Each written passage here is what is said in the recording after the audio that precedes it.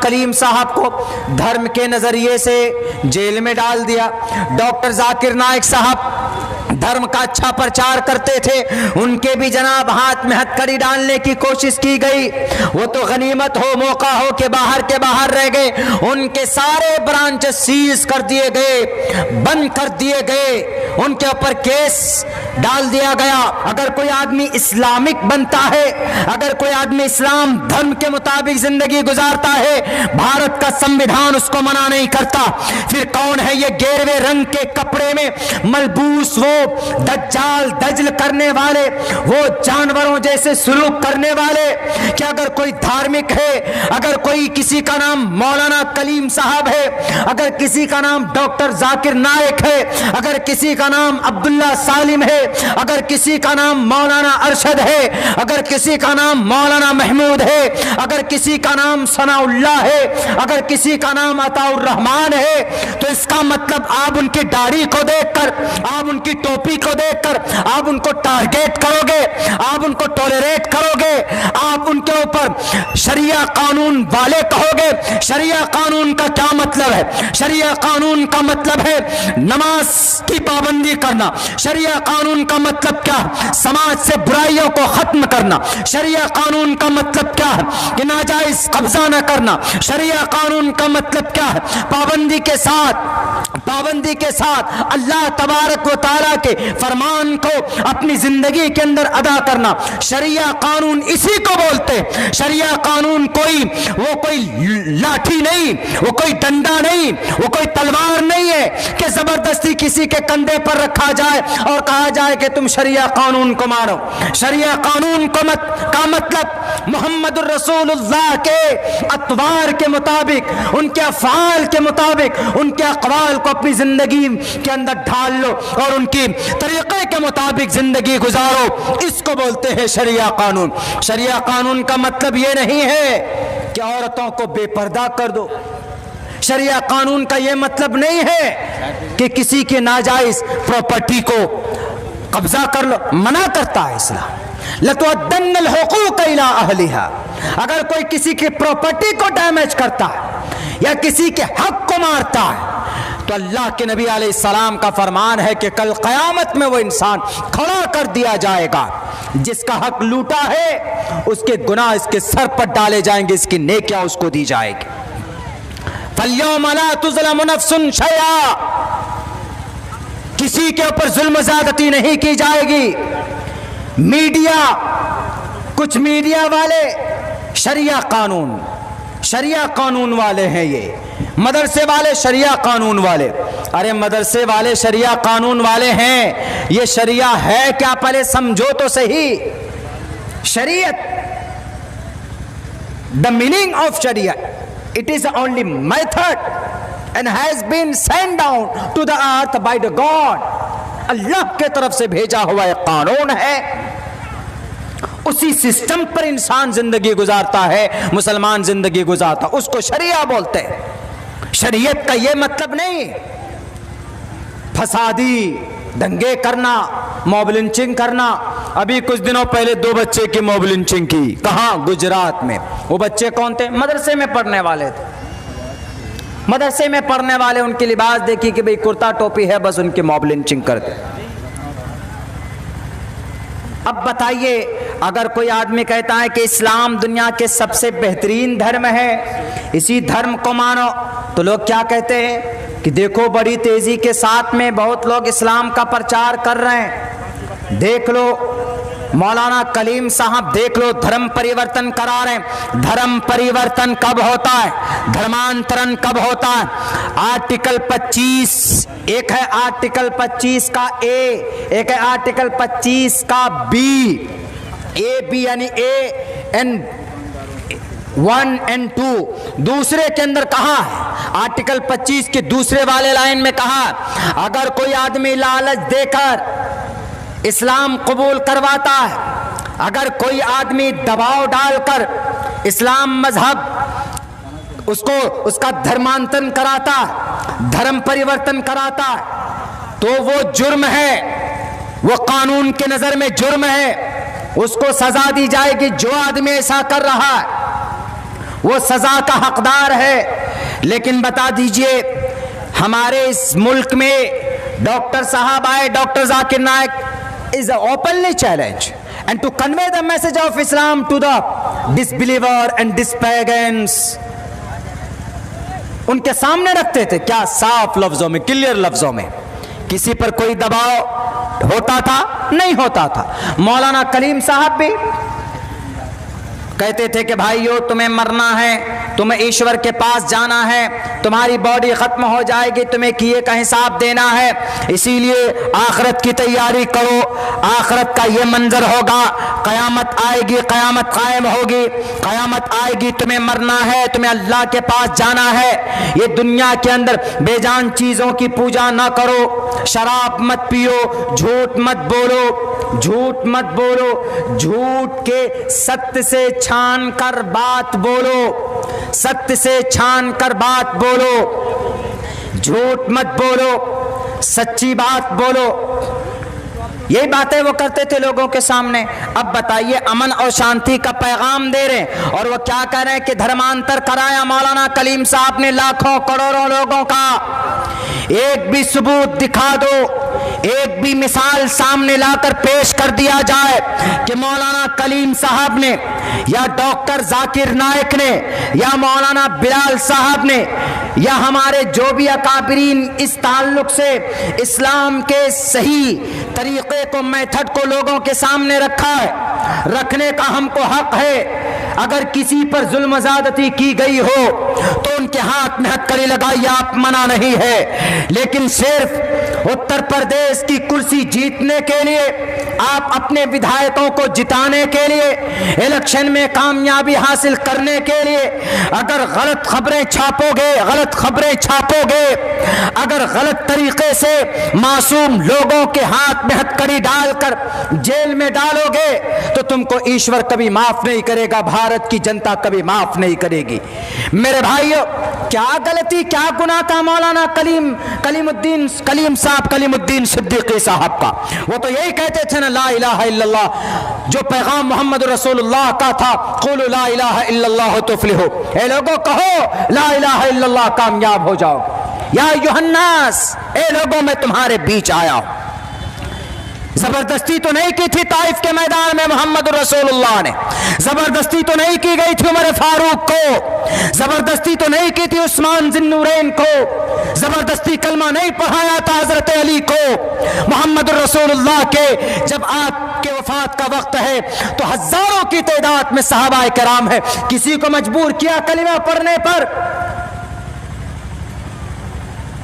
निकलो बिलों से, निकालो अपने दिमाग के भूसों को बाहर, अपनी जुबान में मेरे नौजवानों ताकत पैदा करो। उत्तर प्रदेश में मुसलमानों पर जुल्म ज़्यादती, माइनॉरिटीज पर ज़्यादती, गुजरात में माइनॉरिटीज पर ज़्यादती है, हमारे बच्चों पर ज़्यादती हो रही है धर्म के नाम पर।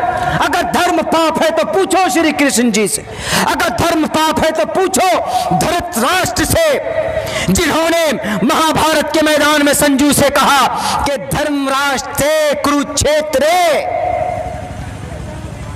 साफ लफ्जों में कहा कि धर्मराष्ट्र कुरुक्षेत्र के मैदान में जो धार्मिक लोग हैं, जो धर्म को मानते हैं, धर्म के सेना हैं, जरा मुझे बताओ संजू, हमारे महाभारत के मैदान में क्या क्या हो रहा, मैं जानना चाहता हूं।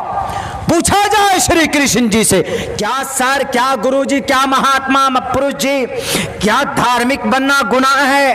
क्या मजहब के रंग में रंगना पाप है? क्या दाढ़ी रखना पाप है? क्या टोपी रखना पाप है? क्या कुरान करीम हाथ में लेना गुनाह है? क्या अल्लाहु अकबर अजान देना पाप है, जुर्म है? अगर अजान देना पाप या जुर्म है तो क्यों कहा मातृमान, पितृमान, पितामान, चरित्रमान? क्यों कहा वेदात के अंदर, धर्म शास्त्रों के अंदर?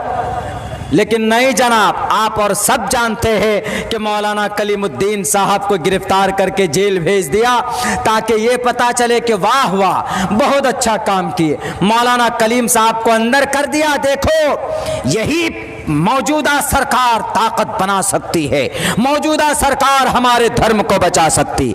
तुम्हारे कौन से धर्म है भाई? और तुम्हारा धर्म खतरे में था ही कब? सन 2014 से कुर्सी पर फस्ताई ताकत बैठे तो कह रहे कि हिंदू धर्म खतरे में है, हिंदू धर्म खतरे में। 600 साल 800 साल तक यहाँ पर मुस्लिम इंपेयर की हुकूमत रही, 600-700 साल तक कभी खतरे में नहीं पड़ी। उस वक्त में हमारे भारत के जो नॉन मुस्लिम भाई थे, हमारे हिंदुस्तान के अंदर जो गैर मुस्लिम भाई थे, जो आदिवासी थे, जो दलित थे, उस वक्त में जो यहाँ रहते थे, जो क्रिश्चियन थे, जो जैन थे, जो बौद्ध थे, किसी का धर्म खतरे में नहीं पड़ा। अब सन 2014 से कुर्सी पर आए कुछ लाल बुझक्कर लोग और लोगों को बेवकूफ बनाना शुरू कर दिया है। हिंदू भाइयों, तुम्हारा हिंदू धर्म खतरे में है। क्या हिंदू धर्म कोई प्रॉपर्टी के लूट कर भागने वाले हैं? कोई कौन लूट कर भागने वाला? लूट कर तो तुम्हारे यार दोस्त भाग रहे हैं इस देश को। मौलाना कलीम साहब का कोई गुनाह नहीं तो फौरन अरेस्टिंग हो जाती।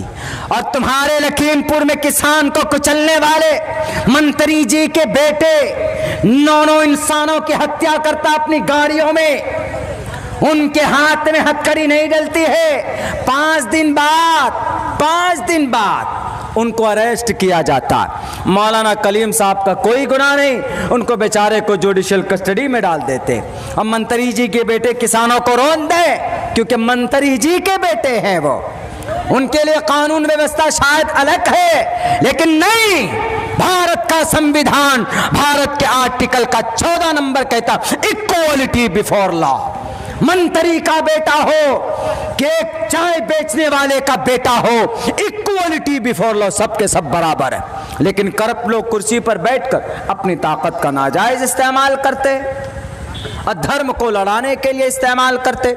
मेरे भाइयों, मोहम्मद रसूलुल्लाह सल्लल्लाहु अलैहि वसल्लम 40 साल में नबूवत दी गई। उसके बाद आप अलैहिस्सलातु वस्सलाम को पैगाम दिया अल्लाह तबारक व तआला ने और कहा कि आप निकल जाइए मैदान में और लोगों को बताइए वअन्ज़िर अशीरतकल अक़रबीन, अपने रिश्तेदारों को कलिमे की, धर्म की जानकारी दीजिए, अकीदा सही हो जाए, अकीदे के बारे में बताइए। मोहम्मद रसूलुल्लाह निकले मैदान में, आप अलैहिस्सलाम ने लोगों को अल्लाह की वहदानियत सामने रखी तो चारों तरफ से इल्गार होना शुरू हो गया। कभी कभी आपको मक्कतुल मुकर्रमा के सहन में आप जब इबादत करने पहुंचते थे तो आपके गर्दन पर ओझड़ी डाल दी जाती थी, कभी कभी आपके गर्दन में कपड़े डालकर ऐसे घुमाया जाता था, और कभी तो अबू जहल आपके सर के ऊपर ईंट या पत्थर मारकर लहूलुहान कर देते थे। मेरे भाइयों, मेरे साथियों, बताएं दुनिया के अंदर कोई ऐसा महापुरुष हो जिन्होंने फिर भी इतने जुल्म बर्दाश्त करके, इतनी सारी परेशानियां बर्दाश्त करके, इतने सारे तकलीफों का सहन करके उन्होंने उनके हक में दुआएं की कि अल्लाह इन कौमों को हिदायत दे दे, अल्लाह इनको समझदारी दे दे। ये पाप और जुर्म नहीं है, ये जबरदस्ती वाली कोई बात नहीं है, बल्कि सिर्फ ये कहते थे एक अल्लाह के सामने सर झुका लो, तुम्हारी कामयाबी मुकद्दर हो जाएगी, तुम दुनिया में भी कामयाब बनोगे, मरने के बाद भी कामयाबी तुम्हारी कदम चूमेगी। अल्लाह के नबी अलैहिस्सलाम ने तो किसी पर जुल्म नहीं किया था। कुछ लोग कहते नहीं जनाब मोहम्मद रसूलुल्लाह ने तो 23 जंगें लड़ी, 23 गज़वात में आप शामिल हुए, आपके पास 9 तलवार थी।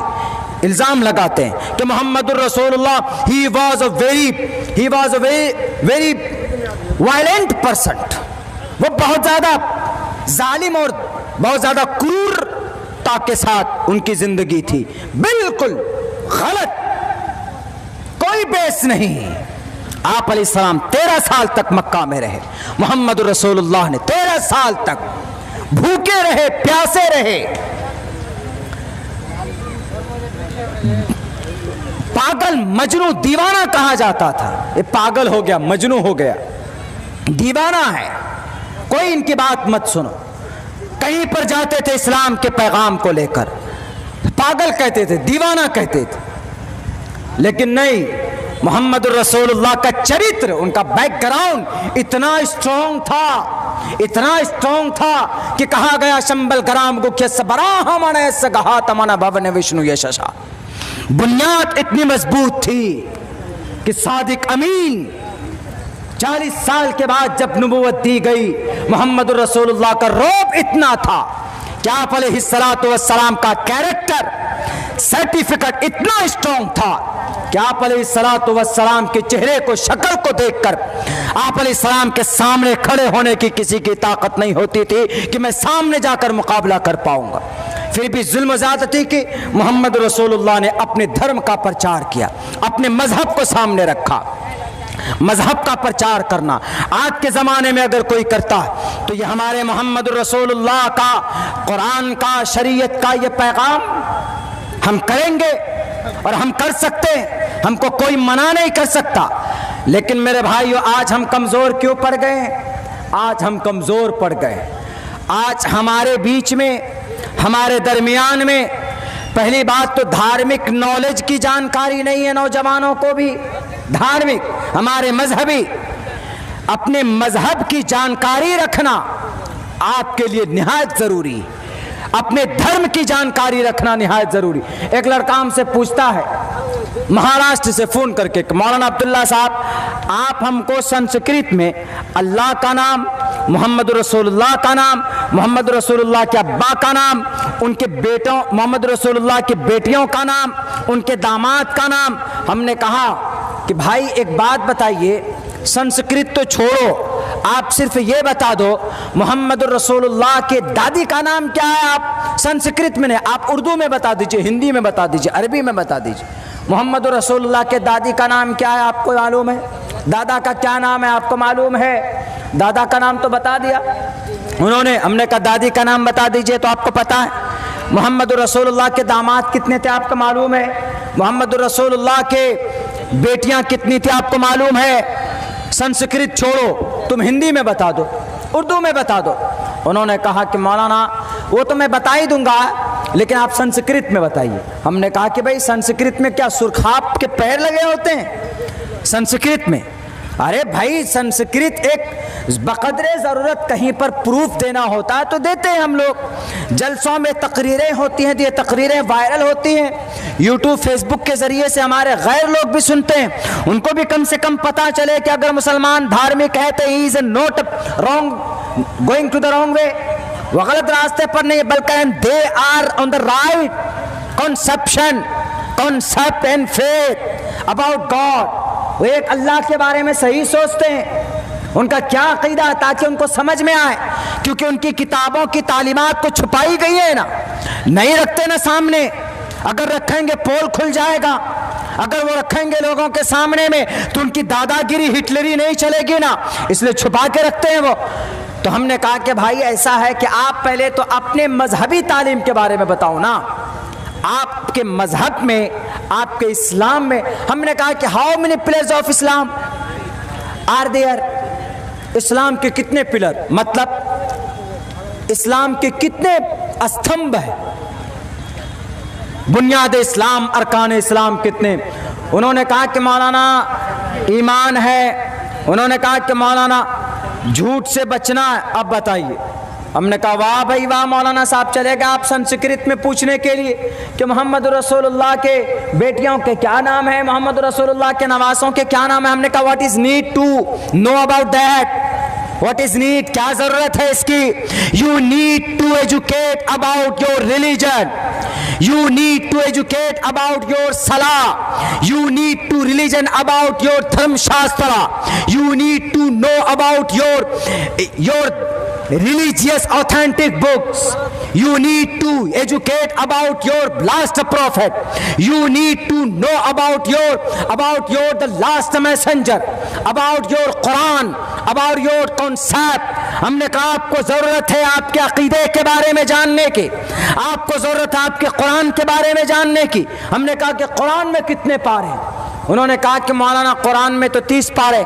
हमने कहा कि ये बताइए कि अम्मा यतसालून कौन से पारे का नाम है, कौन से पारे की शुरुआत है? अम्मा यतसालून अनिन नबइल अज़ीम अल्लज़ी हुम फ़ीही मुख्तलिफ़ून कल्ला सयअलमून सुम्मा कल्ला सयअलमून। बोला मौलाना आप क्या पढ़ रहे हैं, कुरान पढ़ रहे हैं कि संस्कृत पढ़ रहे हैं? बताइए, उसको ये फर्क नहीं है कि कुरान पढ़ा जा रहा है कि संस्कृत पढ़ी जा रही है। हमने कहा अम्मा यतसालून, you don't know about that, it's a part of 30 part of the Quran. अरे 30वां पारा है ये पागल। क्यों शौक भी बोला मौलाना? हमको शौक इसलिए हुआ, आप चूंकि बहुत तेजी के साथ में कहीं कहीं संस्कृत पढ़ते, हमको शौक पैदा हुआ।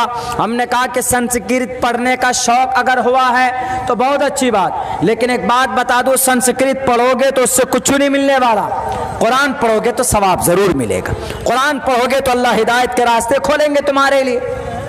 तो therefore you have to recite and you have to learn, you have to remember about your Quran। धार्मिक बनो, कुरान पढ़ो, अपने नमाज के बारे में जानकारी हासिल करो, अपने प्रॉफिट मोहम्मद के बारे में जानकारी हासिल करो। आज हम लोग अपने मजहब के बारे में न तो जानने की कोशिश करते हैं और न अपने बच्चों को पढ़ाने की कोशिश करते हैं।